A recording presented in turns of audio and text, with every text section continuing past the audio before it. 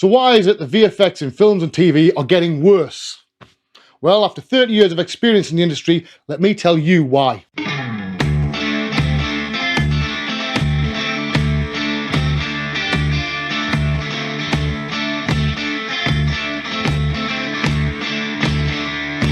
This is a one that was requested on Facebook by a number of people for me to do. Why is it the visual effects are getting worse? And many guys and women that I know that work in the industry have difficulty explaining this to the man in the street. So that's the intention of this video. If you know of anything else I'm missing, stick it down there in the comments and I will pin it, okay? The biggest one of all, lack of resources. This is a biggie. Now, if you are working on a feature film, which I've done a fair few times in my life, one of the big studios, they will not be just working on one film at a time. So they might be working on 5, 6 different features with different budgets, but however, one render farm. So if you've got one film that's taking up 70% of the render farm, the other films do not get the resources to render out the images they need. Or if they do, they have to lower the quality of the sampling and stuff like this. They might have to change the lighting. The film I worked on, the only way to get it rendered out in time was to switch off 75% of the lights. It can also be down to how many licenses they have available. If they're using some simulation software, or they're using Houdini to do a water sim, they may only have X amount of seats for this. So this means there's not enough people to do it. So sometimes it's down to how many people. Do they have enough people? Number 2, inexperienced artists. This isn't as much of a problem as it used to be. There are a great many very talented men and women working in the visual effects industry, and they all know exactly what they're doing. If they are given enough time, which we'll cover in a minute, and the resources, they can produce wonderful things. However, if they're a little bit inexperienced and you have not enough resources, you're on a road to ruin. Number 3, poor planning. A lot of the times, and this goes for games as well, by the way, if you're working on anything, it's down to the production. How's it planned out? Have they really worked this out? Have they allowed enough time for each shot? I'll tell you a story about another unnamed film where the 2 digital doubles were needed. I was the person that was in charge of doing the digital doubles. In fact, I was running the department at the time. I was given 24 hours per digital double. Just to outline, a digital double in a feature film takes weeks, sometimes months to do. I had 24 hours. But luckily, as I was probably the fastest guy in the industry at the time, I managed to get it out and it went on film and nobody realised they were even digital doubles. 4, unrealistic expectations. I will also put this under budget as well. If you have a director and they want stuff that looks like the Avengers, but they've only got a $20 million budget, it's not happening. So corners have to be cut. That's the bottom line.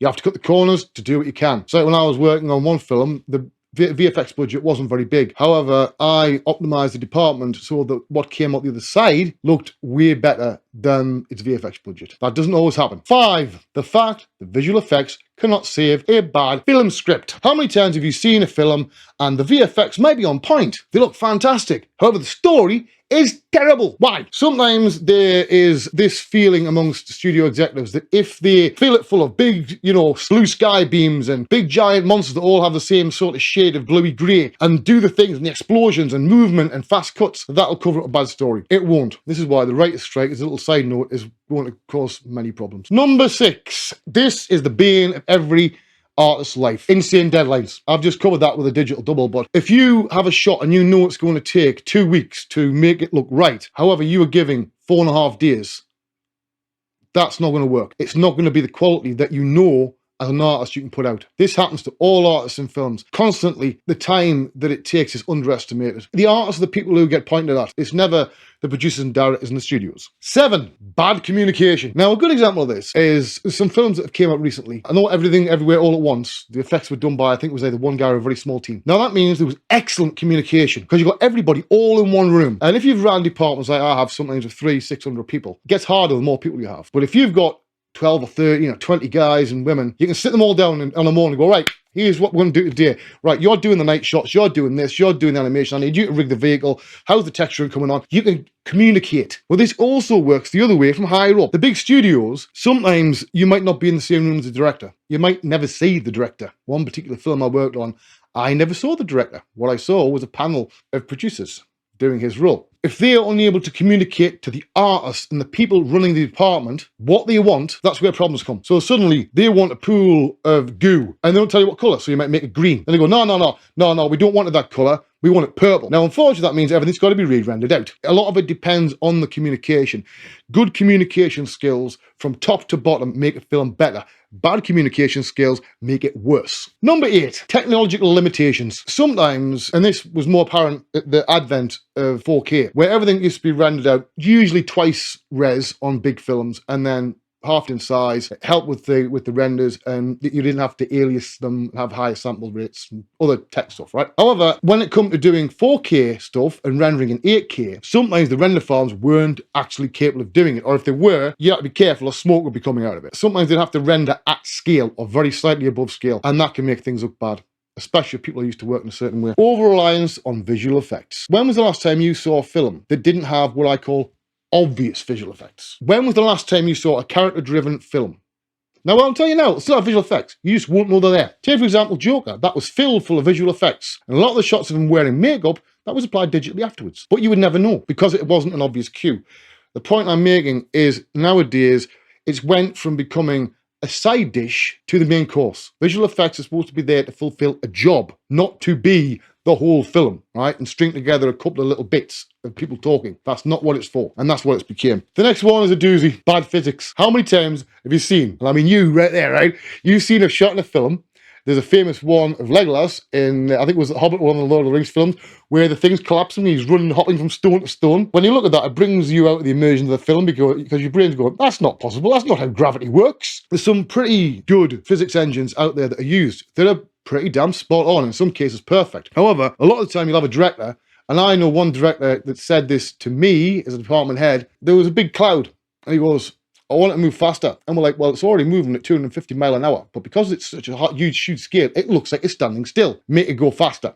I'm like, okay, but we're going to have to turn the physics off because we're breaking the laws of reality at this point. So that's what we did. Luckily, the artists that were working on it were absolutely fantastic and managed to massage it in a way that it still looked fantastic. A lot of the time, that won't happen.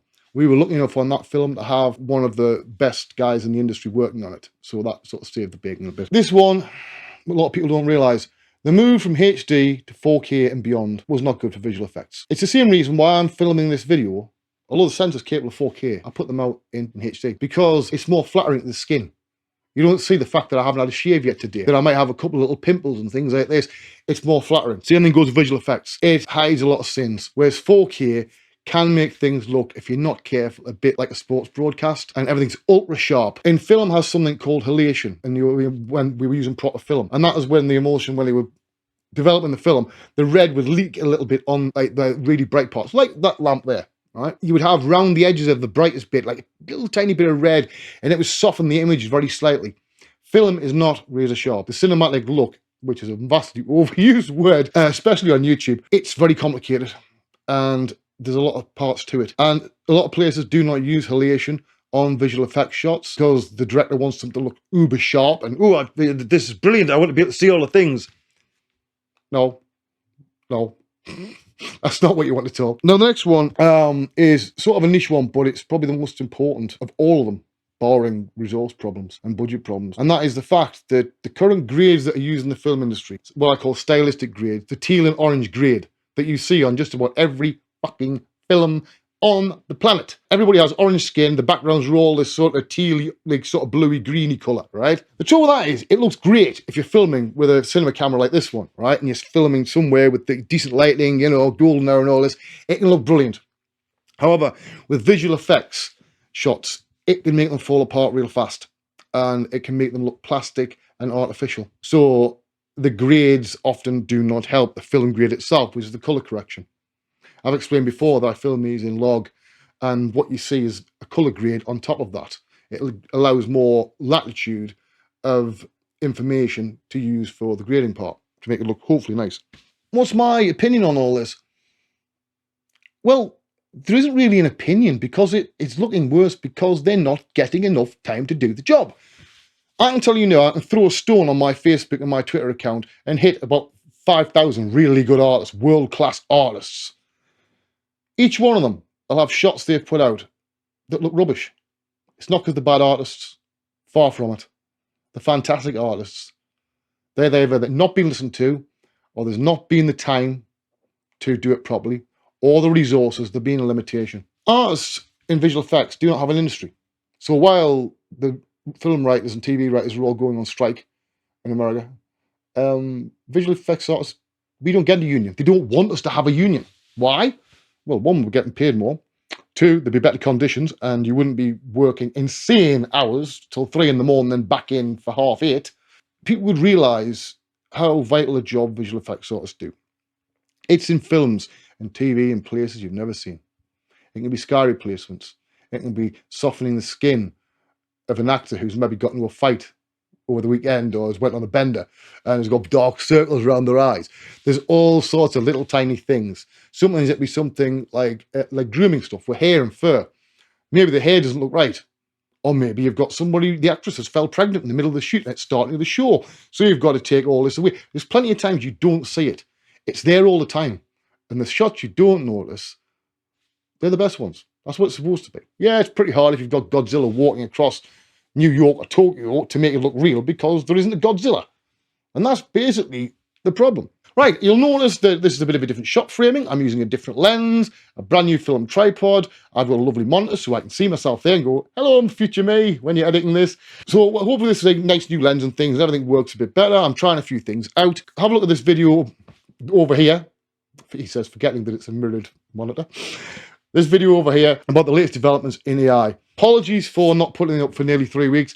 Life's been pretty insane, plus my daughter was on holiday for nearly 2 weeks, which didn't help. I will see you all next time. This is Life After 3D. I'm Wayne Robson. Bye-bye.